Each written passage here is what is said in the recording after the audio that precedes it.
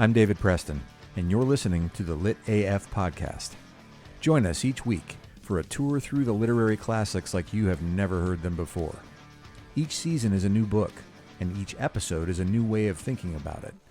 If you'd like more information about becoming a sponsor or a member of the Lit AF community, which will enable you to attend live streams with authors, get discounts on merchandise, participate in community forums, and even determine what I read next, come find us on the web at litafpodcast.com. Hi, I'm David Preston. Welcome back to Season 5 of the Lit AF podcast. And thanks to everybody who emailed over the break with feedback and suggestions. Thanks to you, the Lit AF catalog is expanding to include interviews with storytellers from all walks of life, as well as bonus episodes in which I riff on the stories that we're living through today. And we've even got some plans in the works for some live events. More on that coming soon. Today, we're going back to Lit AF's roots to explore a classic novel. This season is a great example of open source learning in action, because it wouldn't have happened if I hadn't met Stanford bioengineering postdoc Kristen, whose name I just realized I don't even know, whose last name I just realized I don't even know. I had a different novel in the works for Season 5 until I met Kristen last month at the 2023 Indian Wells Ironman Triathlon.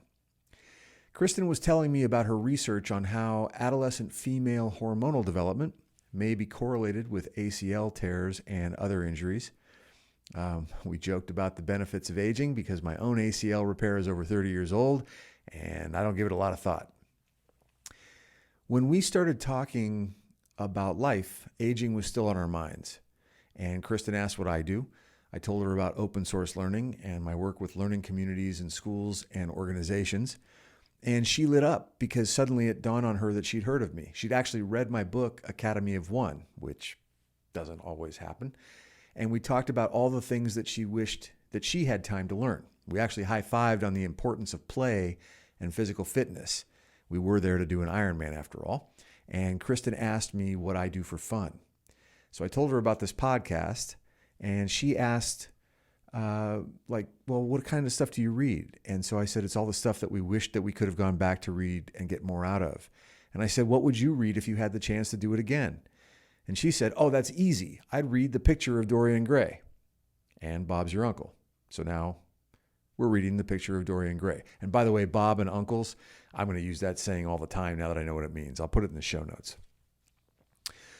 I confess, though, I had to do my homework on this one because other than the title and knowing about the Benjamin Button movie connection and the general idea that a guy sells his soul so that he can stay young while a picture of him somewhere gets older, I didn't know this book very well. And I'm not even sure that I read it in school. I think it was probably one of those that I got assigned and didn't really have time, so I read just enough to answer the homework questions and write the essay. But I got excited about it, though, admittedly first because Kristen was excited, but also because of Oscar Wilde. I've been a fan of Oscar Wilde since I read The Importance of Being Earnest, which I did read all the way through in high school as a junior. And the thing about Importance of Being Earnest was, anyway, I dove into preparing this season of Lit AF, which gave me a chance to learn much more about Wilde's life and get some context for the book we're about to read. Wilde became Oscar to me, and his life was impressive. And I'll get to the homosexuality and the lawsuit and the part where the court sells all of his stuff in a minute. First, it's important to understand why Oscar started writing and how he developed such a unique perspective on society and his place in it. Answering the question, who was Oscar Wilde, starts with an even better question from William Shakespeare. Juliet puts it perfect. What's in a name? Oscar Wilde's mother made him a mythological character when she named him Oscar Fingal O'Flaherty Wilde. Flaherty was the name of an Irish clan.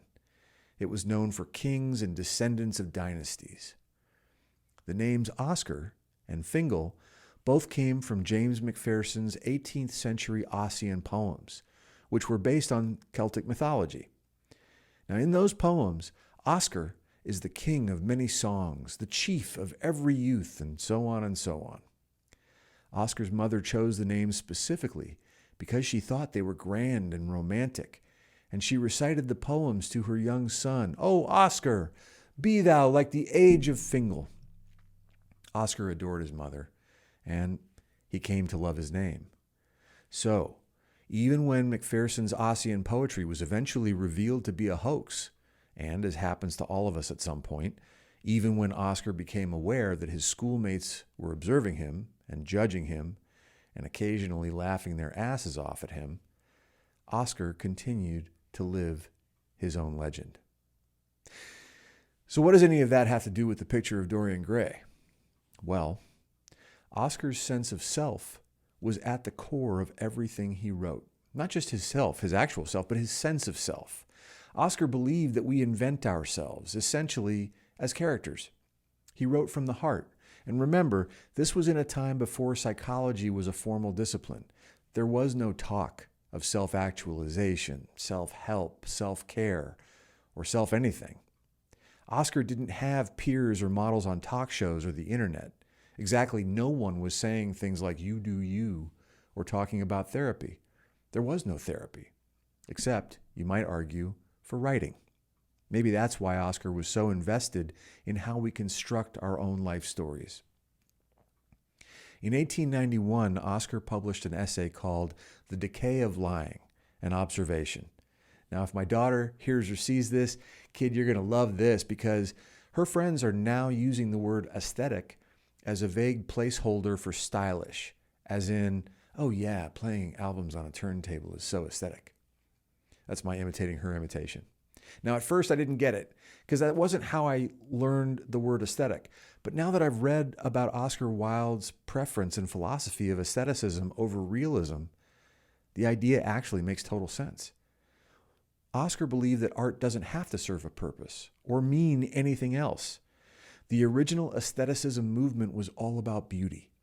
It valued the appearance, even just the presence of art, more than anything that the art might be intended to communicate. Oscar didn't care if art sent a message or taught a lesson.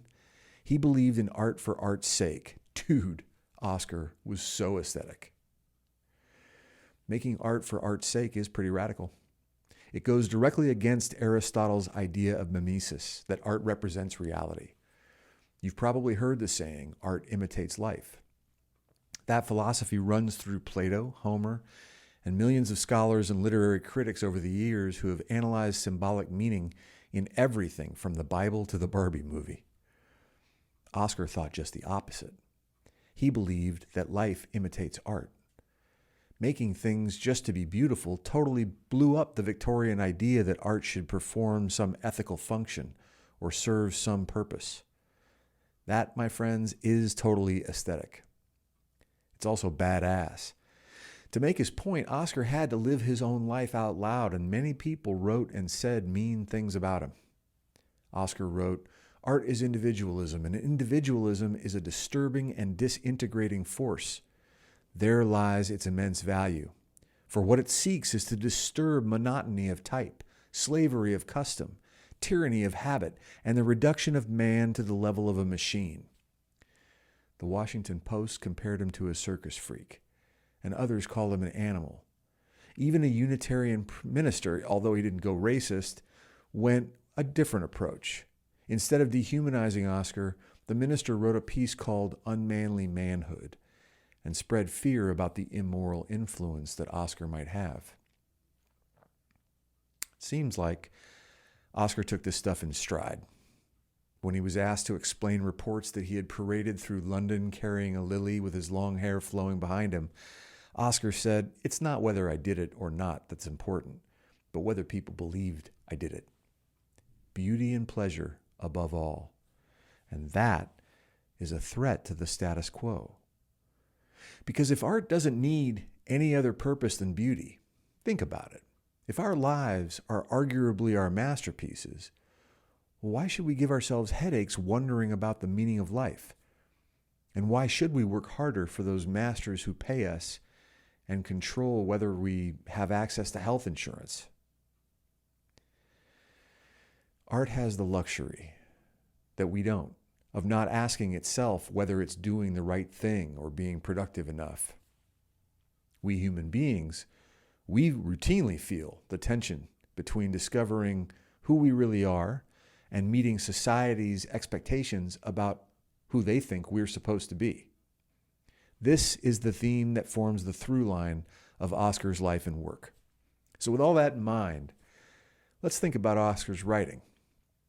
I mentioned The Importance of Being Earnest, which Oscar wrote in 1894.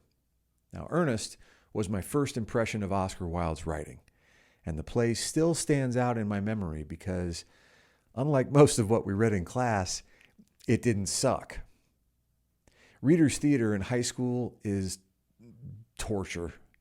The monotonous, weirdly low teen voices that occasionally crack while being, well, trying to be anyway, too cool for lines that they can barely sound out, much less deliver convincingly or even understand. To be or not to be, that is the question. Fuck, I'm getting a teaching flashback. It sucked. It sucked as a student and it sucked as a teacher. But Ernest was different. No one could read dumb enough to make the lines boring. I remember laughing out loud just because, like, the dry, quick-witted exchanges between the characters, some of it was just witty on the surface, like, to lose one parent, Mr. Worthing, may be regarded as a misfortune. To lose both looks like carelessness. But some of it said dangerous things that we then took with us as we left the classroom, like, the only way to behave to a woman is to make love to her if she is pretty, and to someone else if she is plain. Wilde made serious fun. He took Victorian haughtiness to its absurd extreme. And to me as a teenager, that was eye-opening.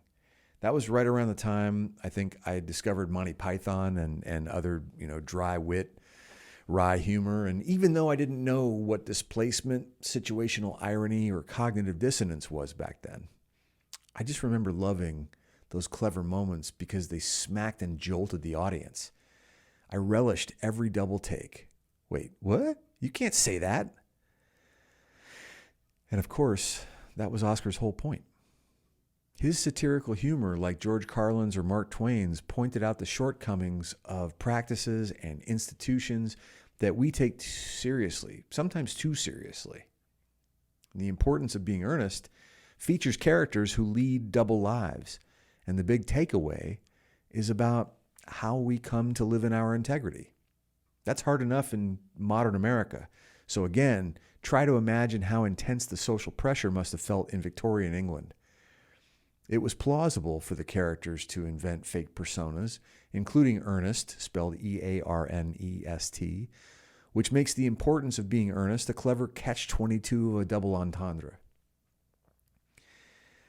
Whenever I read books that were written in a different time and place, I find myself thinking on two levels. On one level, I apply what I read to my life as I'm currently living it right now, here in the 21st century. But on another level, at the same time, I'm also trying to empathize with what the author was experiencing in the room where he or she or they were writing. The pressure of Victorian morality that Oscar had on his shoulders was a powerful cultural shift throughout England. In some ways, it was a force for good. England abolished slavery decades before America did. At the same time, the morality movement limited the way people expressed their identities and opinions. Essentially, it sanitized public behavior and in the process pretty much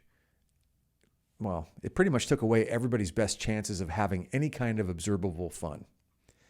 According to one English social historian named Harold Perkin, between 1780 and 1850, the English ceased to be one of the most aggressive, brutal, rowdy, outspoken, riotous, cruel, and bloodthirsty nations in the world and became one of the most inhibited, polite, orderly, tender-minded, prudish, and hypocritical.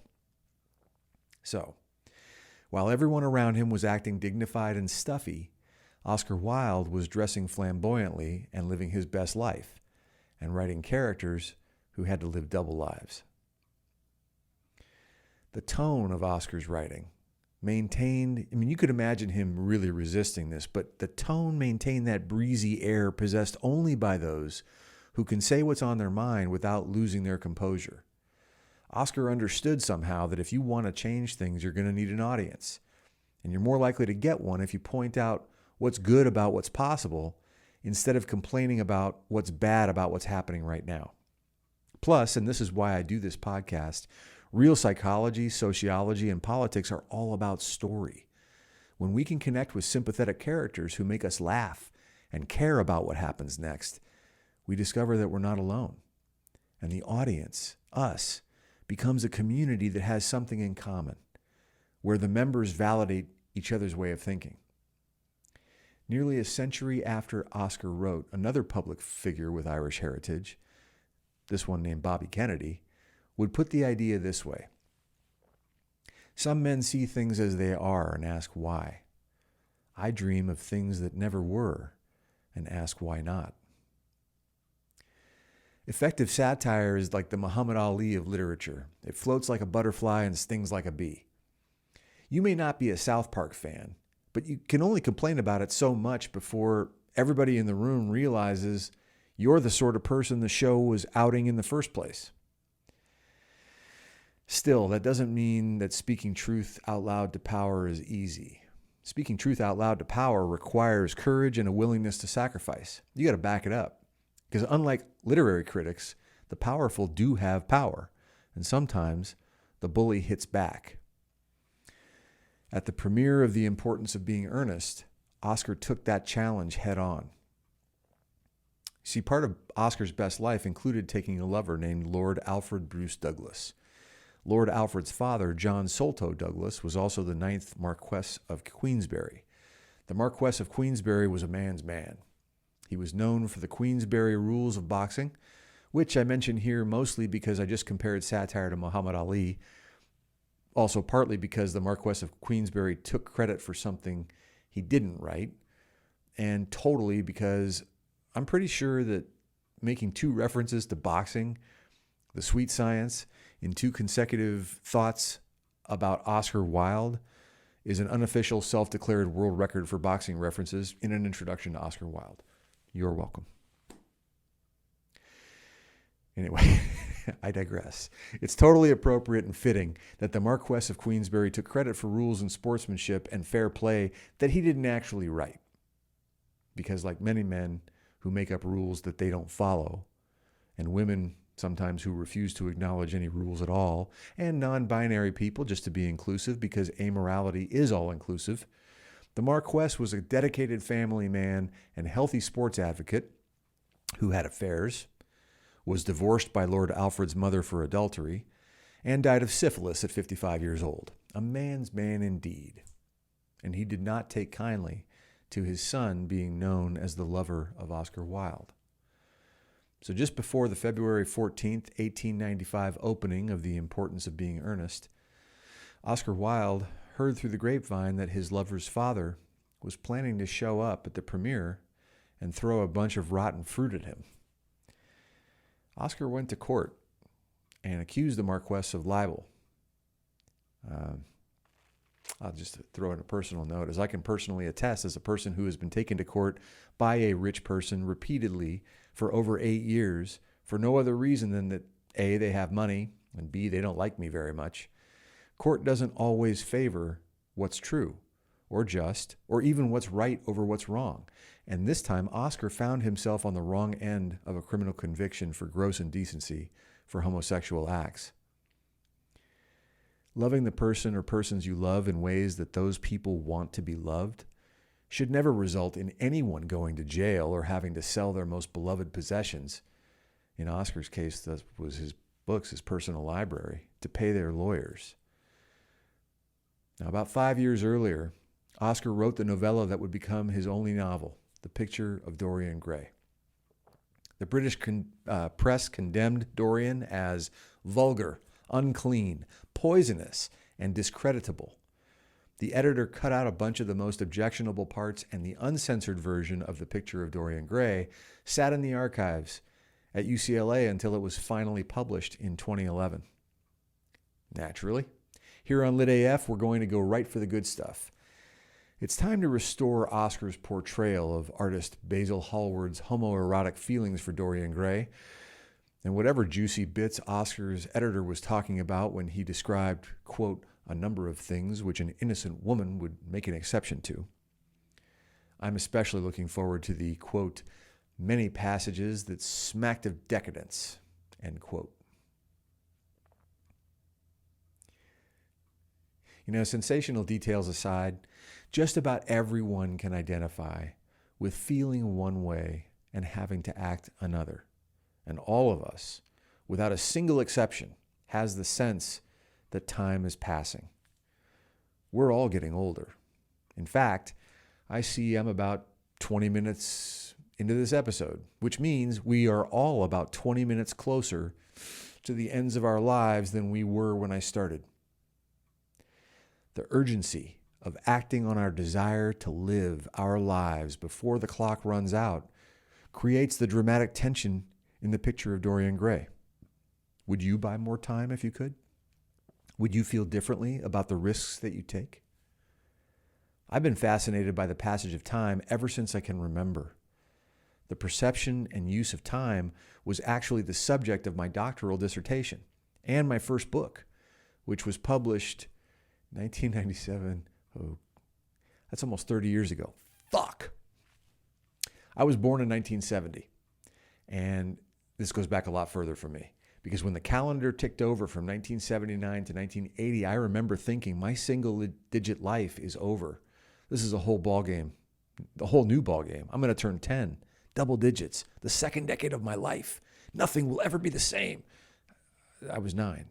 And that thinking actually lasted for more than a week. I'm sure of that because I remember thinking about it when I was bored off of my ass as the LA Rams kicked 3 field goals to beat the Tampa Bay Buccaneers 9-0 in a playoff game. Things I remember. I just looked up the date of that game, and it was January 6th, 1980. So you might be saying, you're a nerd now, you were a nerd then. You were a reflective, imaginative kid. But if you think that's weird, or if I was somehow paying too much attention, maybe it's because everybody else isn't paying enough. Every year I hear people say the same things. Oh, I can't believe it's already summer. Oh man, can you believe it's already Halloween? Thanksgiving? Oh wow, here we are. It's the new year. Can you believe it? Yeah, I can. You just asked me the same thing 12 months ago. At one high school where I used to teach, sometimes this stuff makes me feel guilty because at one high school where I used to teach, there was a security guard who checked IDs at the parking lot. His name was Daniel, and he was a cheerful guy. I liked Daniel a lot. We went out for cheeseburgers a couple of times. Daniel always said good morning by telling me how many days there were until Friday. He always seemed to know exactly how many days there were until the next long weekend or the next vacation. And it kind of bugged me. So maybe I should have done this. This was a little fucked up, but I finally told him one morning that if he added 2 to the number of days until Friday, then he'd know exactly how long it was until the next Monday. It was like the smile melted off of his face. And the thing is, as kids, nobody teaches us about time. Telling time doesn't scratch the surface of the meaning of time. So we stumble through life. We do what we got to do. We make blind decisions in time, which is a genuine tragedy because time is irrevocable. And it gets more valuable as we age. I mean, that's just basic economics. The less you have of something, the more precious it becomes. And since most of us become more aware of how little we did with our time when it seems like there was an awful lot of it, awesome, optimistic kids often grow up into cranky, pessimistic, resentful adults. Death actually gives us a gift by putting a set value on our time. We all have an expiration date, and it's a surprise. My prom date's brother got killed in a carjacking when I was in high school. My childhood best friend died the summer after we graduated. But instead of going all Hallmark card and saying something like, death is what makes life precious, I think what Eric would have wanted me to tell you is that yogurt sucks after the expiration date. So eat your snack before it goes bad. Eric and I were both Warren Zevon fans, and years after Eric died, Zevon was diagnosed with advanced lung cancer. Everybody knew he was dying. And David Letterman did this amazing interview with Warren Zevon for one last time. And if you've ever seen that interview, or if you've ever talked to someone that knew, and I'll put this in the show notes, but if you've ever talked to someone that knew they didn't have that long to live, you know the sense of awe that comes from being in the presence of a person who's about to go beyond. It's like talking to an astronaut or an explorer, except that this person is headed for what Hamlet called the undiscovered country, from whose bourne no traveler returns. So Letterman asks Zevon, hey, how's the work now compared to when you assumed that you were healthy? And Zevon said, well, I thought I always did a good job of thinking about this, but you put more value on every minute that you do live. I always thought I kind of did that. I always enjoyed myself, but it's more valuable now. You're reminded to enjoy every sandwich. So to sum up, time passes quickly and life is short. So eat your yogurt, enjoy your sandwich, and remember the words of NFL Hall of Famer Walter Payton, tomorrow is promised to no one. Okay, all that's good and fine. Back to Oscar Wilde. None of this is new. It's as old as our awareness of living and dying. And an idea has deep roots when pre-internet people embraced it around the world. Over 2,000 years ago, ancient Greeks and Sanskrit texts left us the same message. Ancient Greeks like Democritus, the philosopher who first imagined an atomic model of the universe, and championed Stoic Epictetus, said, memento mori, remember death. They even went so far as to study in tombs. The Upanishads. The word Upanishad means sitting near the teacher, and generations of seekers and thinkers have described the contexts of those texts as a meditation on death. We put an expiration date on every child's head when we bring them into the world. Meditating on death does seem to put things into perspective. In the words of Spinal Tap's David St. Hubbins, maybe too much fucking perspective. But as scary as the unknown moment of death may be, it's inevitable, sudden, and it has no profit margins. This brings us to the book. Because aging, on the other hand, is apparently a fight worth fighting, or at least paying a lot of money to fight in this culture. We don't just want to stay alive. We want to stay alive and young. The anti-aging market is huge. People pay to have their eyebrows tattooed, their fat sucked out of their asses and injected into their lips. They even poison their nerves to maintain a wide range of facial expressions that go from bewildered to befuddled. If you're just listening to the podcast and not watching on the Lit AF YouTube channel, you're missing out on my fantastic Botox imitation. I salute Oscar for writing a book that struck so many nerves in an era when nerve striking was so risky. Homosexuality, vanity, fear of death.